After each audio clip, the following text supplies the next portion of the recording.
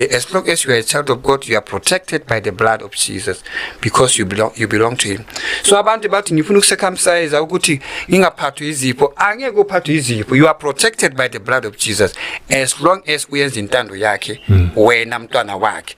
That's why uJesu angafuna abantu abaphila ngetreatment abathi hey mina ngiyagula ngikhona ukuyeka lamaphilisi. No.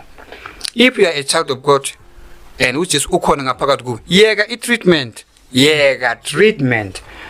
As long as you treatment, it is because you don't have faith in Jesus. Umnikeza 50%, amaphilisi wanikeza 50%, 100.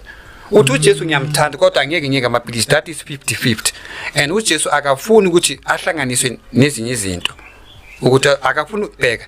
Uma uphuza amaphilisi. Ungathathi iphilisi then uyathandaza ngegazi lika Jesu makuqeda uphuza iphilisi. If uthembe uJesu bizi igazi lakhe yena uzayimela into yakhe. If wena umthanda 100% naye uzaba khona kuwe, he will fight for you. Unengiluzi zakhe lapha ezulwini kunendawo engathi hospital, but it is not hospital. Is kodwa mawuyibheka ngaphakathi is like hospital indawo leyo. Uma wena ugula wena uza kumfundisi Mota or uza kumfundisi banibani azokubeka izandla umzalwane. Once umfundisi akubeka izandla akuthandazela ngalesikhathi bathandazela wena, the angel kule ndawo lengathi hospital, the angels ngule ndawo lengathi hospital bathatha umzimba wakho basezulwini, body number 2 baya operate. Uma uyagula emzimbeni bona bathatha umzimba wakho basezulwini. Ngithi sinomzimba emhlabeni, sinomzimba ezulwini kodwa ngaphandle.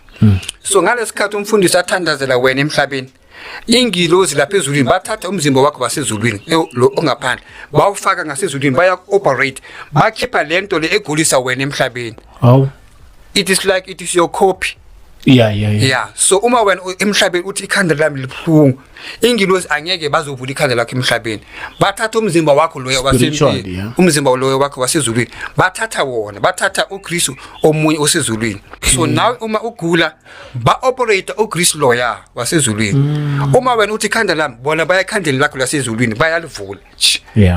Bakhipha lento le egulisa wena lapha emhlabeni, bayayikhipha then bayavala. Ngalesikhathi umfundisi athandaza bona bayenza operation, bakhipha lento le ngoba kuthandaza inceku yabo. So uJesu uphendula imithandazo ya umfundisi lo ngoba uJesu uthanda lo mfundisi. Akusekuthi uJesu uthanda wena, uthanda lo uthandazayo. So wena uzothola ifavor kulo mfundisi lo ngoba umntana kaNkulunkulu. So uNkulunkulu uthanda umfundisi lo. So ufuna ukungibonisa ukuthi inceku yami ngoba kuthandaze wena lo uzaphila lo. Ngizomphilisa ngenxa yakho ngoba wena uyangithanda nceku yami uyangilalela. I don't know ukuthi abazalwane bangizwa. Uyangizwa phela? Kahle. Niyangizwa? Unomzimba ezulwini. Nangu uKristu la. Usindisini.